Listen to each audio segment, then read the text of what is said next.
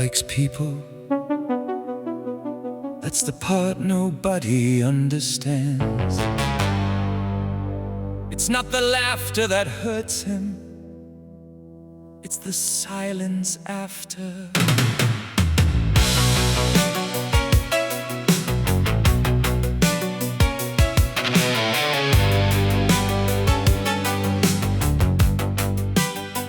For a few hours, the house feels human again.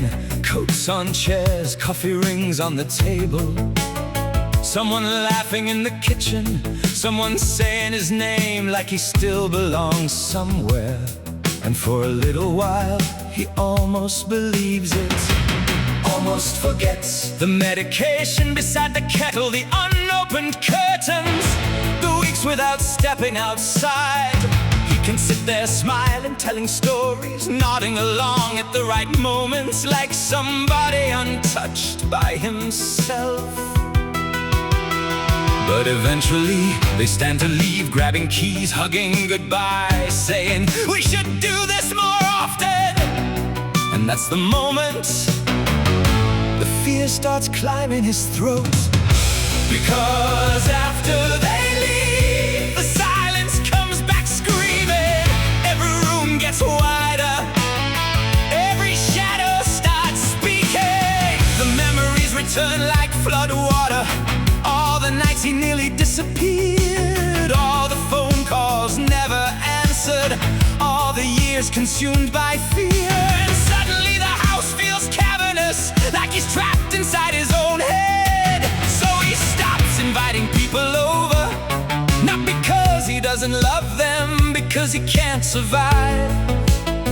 What happens after they leave? What happens after they leave?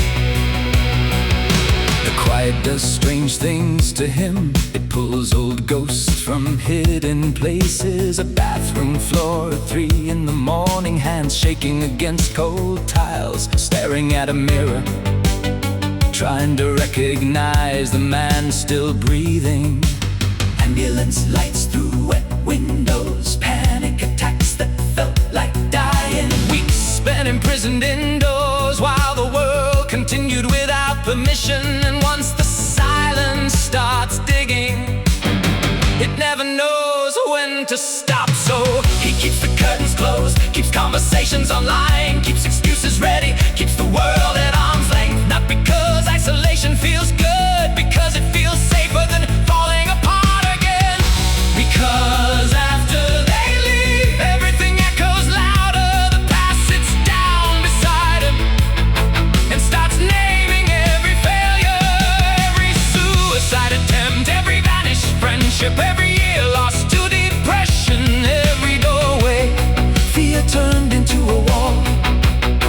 People think loneliness is the illness, but sometimes loneliness is the bandage.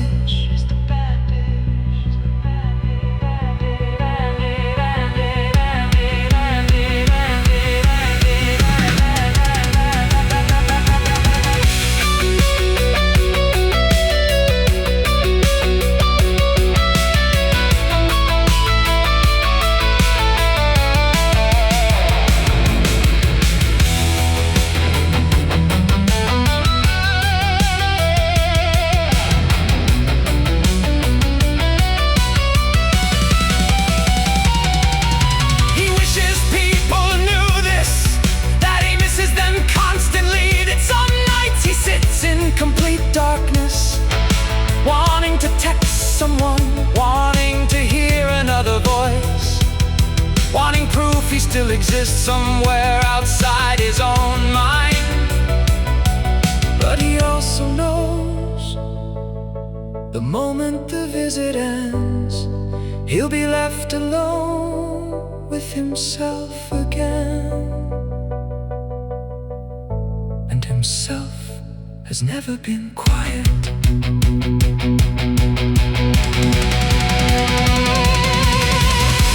So the flat stays silent now, safe and unbearable together. No goodbyes, no footsteps fading down the path.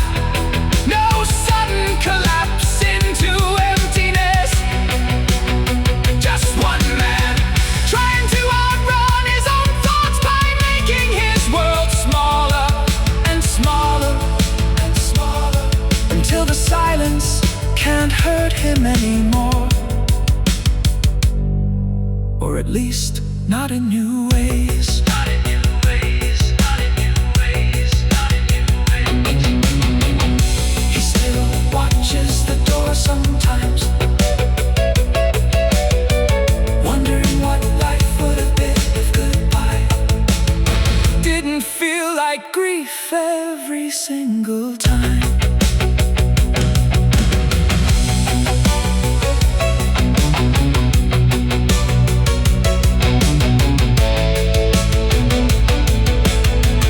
Still keeps one chair turned toward the door, not hoping, just remembering what it sounded like when someone said his name, like he still belonged somewhere. If you made it to the end of this, I see you. If you've ever made your world smaller just to survive the quiet, I see you. Reach someone today, share it. That's how we look after each other.